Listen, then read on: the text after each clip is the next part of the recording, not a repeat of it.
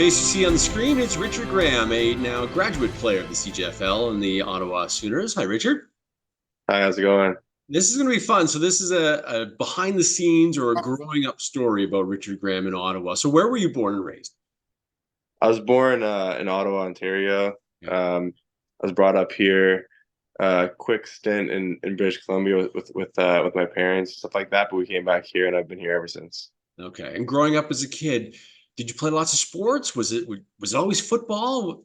What was your athletic career like as a youngster?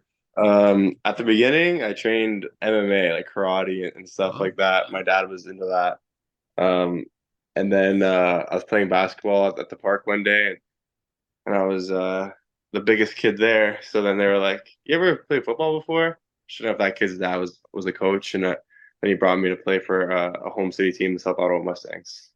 okay. And did you fall in love with it right away? Were you nervous about it because there's a bunch of contact, but you were MMA trained? Yes, so something like that. Like I was never really good. I was kind of like the MMA stuff. Like I was kind of just like doing the cadences and whatever else. But football was more fun for me. Like I think I was always more of a team player kind of guy.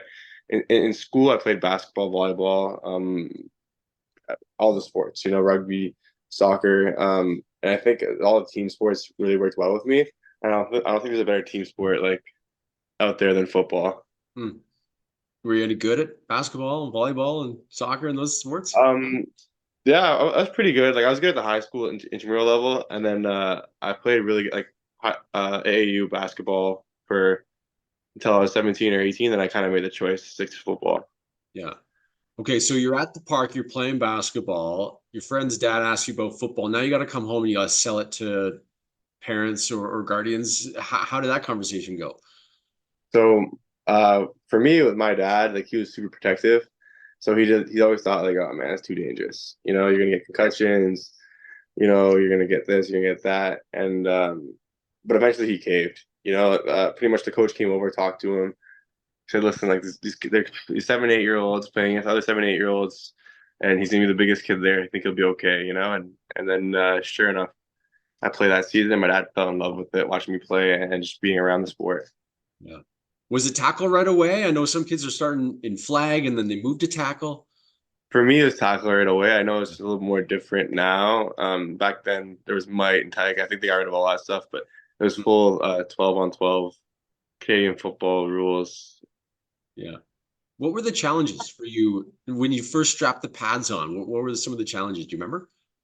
I remember like I didn't have a pair of cleats. I didn't know what cleats were. I didn't know what football pads. I didn't know how to put them on. Nothing like that. I didn't know how to.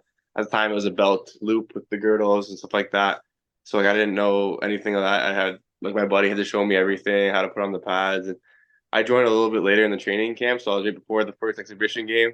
Oh, And wow. actually, funny enough, my team was short players, so I went iron, played both ways there too when I started. And yeah, so I didn't know anything about football, but put me on the at center and at D tackle. So just Wow. run straight, pretty much. Snap the ball, go straight. Snap the ball gets snapped, go straight. Was that right away when you fell in love with the game right away because you're playing both ways, you don't come off the field? Is there so much energy in the positions that you started? Is that where the love started to grow? I think so. And again, like I said, like I can't say enough how much like the bond of like teammates. Like I have like my best buddies, like on that team. Like I made these friends through that team, and they're my friends till today. And it's been 10 years, Yeah. going Before 50. before being an Ottawa Sooner, do you remember your favorite game? Was there one game that you were like, oh yeah, like a championship or just a regular game? Yeah, for sure. 2016, I played for the Gloucester Raiders, which is another Ottawa team, and we won the championship. For this, obviously, championship is easy to say, but that team was like we were such a good team. So many guys now like that are like actually a couple guys doing the CFL Combine this year. Played Mm. junior with me, played college ball. So it's just such a good team, such a good group of guys. Again, like I talk to all these guys all the time, and it was. I remember that game. Like we were honestly we blew out the team in the championship, and we knew we were going to, but it was like just like the feeling, everything coming together. We all had each other's backs, stuff like that. Like it all felt like almost surreal. Yeah. And it just still grows that connection. You had a strong connection with these guys already, and then when you win that championship, you're on a championship winning team. That connection just grows even stronger, doesn't it? Yeah, for sure. Like I said, I won two championships. I won the city one, and I won the provincial one with the Panthers.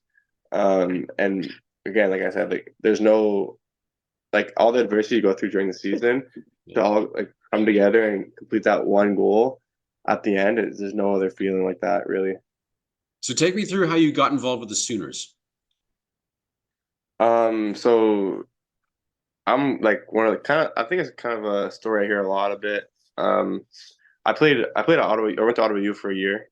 Mhm. Um, got hurt and then COVID hit. So then I was there for you know 2 3 years not playing football really because of COVID and because I got hurt the first season, all that stuff. So I ended up dropping out of school and just going to work. So I got a full-time job. Mhm. Start paying bills, move out, stuff like that. And my roommate, is Matt Gravel. He's best receiver, I swear. Like I'll put him against any receiver, like in the pros. But he kind of just didn't go the route. So he played junior and stuff like that, and he's pretty much like I was just working out in the gym, and he was like, "Man, like you gotta come play Sooners." And I'm like, I'm done. Like I'm done. Yeah. Past my, I was done. I lost a bunch of weight. I was trying to get in really good shape. I was doing other things, and then sure enough, he's like, "Man, I'm gonna play." He's like a couple years off too. He's like, "I'm gonna play this year." I'm like, "Yeah, I'll play if you play." And sure enough, I go there. I see a lot of familiar faces from Ottawa. Like I played in college, so we have guys coming from all over the place. Sure. And all of a sudden, it's junior ball again. It's all my old teammates from when I grew up with or played against or whatever. So I knew all these kids. I didn't recognize them at the beginning, and then I'd be like, "Oh my God, that's this guy." When I played with him when I was 7 years old, Oh, and so sure enough, I was like ready to get it again, like the passion sparked back up, playing with my teammates, stuff like that, and bringing back like a program just coming back from being away for a while is awesome to be a part of. It, a lot of support from the community. People were wearing the Sooners t-shirts. Like people were loving it. So it was awesome. you only got a chance to play a couple years with the Sooners, but do you feel you grew even a little bit more as a person when you got back into junior football and again around the team atmosphere and you're responsible for positions and responsible to the other guys that are beside you? Yeah, for sure. Like I've always kind of been more of when I was a leader, a silent leader. I've never been the outspoken type. I kind of just try. You play edge, D line, everything else. Everything happens behind you. You Sure. know, Even when I played linebacker, I was the guy sending a blitz every single play. So I was pretty much a D lineman. I had coaches tell me, "You're going to be an edge guy one day. You're going to be a D lineman." It's just you blitz like a madman.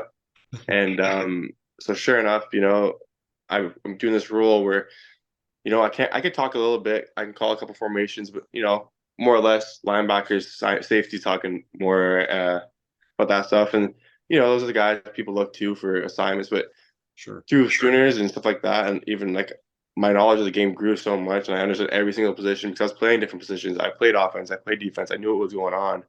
That I kind of was like tapping the guy beside me and being like, "Hey, yo, this is what we're gonna see here. Like this is what you do.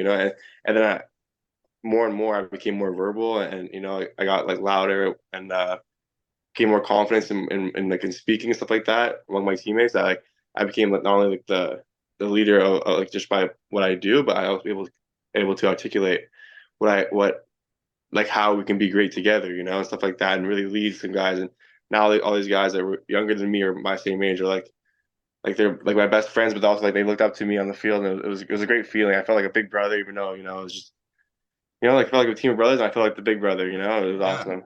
Did you press yourself? Even like, oh, now actually I can lead by verbalizing as well. Well, at first it was almost scary. I was like, oh, I Yeah. don't want this. It's kind of like it's a lot. It's when you make a mistake, it's a lot of pressure. And I'll be the first that I miss not too many tackles. If I go back, or I miss scooping scores, I miss these batted balls, whatever it may be. Yeah. Um, but yeah, at the end of the day, I was really surprised myself, and I was like, even though like I said, I was a little bit scared to become that guy. It was, they ended up like literally calling me the voice. That's what Hmm. they called me, the voice, and I was like, you know what, like yeah, and it was awesome. So I'm super super happy about it. So what would you say is you take the most pride in when you look at your football career growing up and playing with these different teams and playing with Sooners? What really do you take pride in? Um, I think for me, if anything, it would be what I take away from the game. So um, I learned so much. Like becoming a man now. 22 years old, gonna be 23 this year. Yeah. So many different things that I learned, like accountability, integrity, communication. Like I said, leadership. All these different things. Um, I implement in everyday life. So now in my life, I have a contracting landscaping company that I run with one of my old coaches from when I was growing up, and all this stuff, being able to speak to, like, I'm speaking to coaches now, I'm talking to adults about, you know, selling jobs or telling my employees how to do something. All these things that I learned really from football, I just turned into the real world. And that's, I think, one of the most important and key thing I think that football did for me that I'm most proud of and can really take away. Yeah, well said. It's great to see those lessons that you learn in football and then you can translate it to the real world. I wanted to ask you, there's got to be one play in your senior career that you will tell over and over when you're sitting in the backyard, you're 65, you're having beers with the boys. What's that one play you're going to always remember? All right, I think that's for one, but I gotta give two because there's one that I Okay. love. It's I think it's GTA. So it was really being in the game. We kind of came out flat. And sure enough, like the quarterback goes to throw like a might have been a swing pass, whatever. Check down. I knock it out of the air, catch it, take it for six. And everybody gets sparked up, and all of a sudden we start, you know, wheels start Yeah. turning. Everything else just realizes, this is. I think one of our first games of the season, maybe our second game of the season. We first came back, and we just took a pretty good loss to London right before that. So it was like we weren't really sure where we were going to be standing in this league. Sure. Other than that, Quinny has the most unfortunate. They threw two pick sixes to me in the last 2 years, and they both came off deflections. So one off a kid's helmet and the other off a kid's foot. And it's just like it lands. I'm a D lineman, lands on my hands, and I run straight. And What do everybody I else. do? Yeah, yeah. So it's there's, like I said, that one play it kind of set the tone for almost our season that year, or even like for the Sooners, we're here to play, and then that other play is like it's just fun and silly, like it's just of course like everybody says like of course it goes to Richard, of course the deflection goes to me, it goes to Of this course, guy, it's the voice. Yeah. yeah, yeah, he gets the free one, of course. Oh, that's a good story. Now that you've graduated, what are you going to miss most about Sooners football? The environment is just the Yeah. whole environment of Sooners football. Like I said, the city here, like when you're on the field, like the turnout of the fans, there's people like they're there because they played there. It's a huge history. I've I've had so many jobs growing up, and I swear every one of my bosses was a student at one point. I'm like, I don't know how it's possible. So when I see them out or they come to the games or whatever, they're like, "Oh, Richard," you're like, "Oh, they see me on Facebook or whatever it is. You're playing Sooners." I remember I played there. I won a championship there. We were like, we did this, we did that, and they're like so proud of it. So becoming part of that environment, part of the history of the Sooners, the being the part of the first year coming back, and ownership of Coach Kevin, like stuff like that. Um, I think that's one of the most amazing things that I think I'll take away from being a Sooner. Yeah, love it. How does your football story continue? You become a coach? Are you just a fan now, buying Sooners tickets? Uh, it's I'm in a tough place. I actually was lucky enough to do the regional combine this year. I got invited to the regional combine, and I got put in the neg list for the Red Blacks, so it was pretty cool. And it's Wow. high hopes for that. And then Winnipeg offered me actually a contract like just recently. Unfortunately, because of like my circumstances right now, I can't go to Winnipeg, pick up everything and move to Winnipeg. Sure. Um, but like they said, they're very interested and give them a call when I'm ready. And there might be a tryout or something waited for me or something like that. As far as Red Blacks would be ideal because they can like stay home. I'm super in touch with a lot of the players there, and the front office is super cool with Sooners. Like a lot of the CJFL teams are kind of like intertwined one way or another with these pro teams. Yeah. And I'd be happy to do some spring workouts with them, and maybe not this year, but hopefully next year, maybe if everything works out, I'd maybe put on a jersey for them.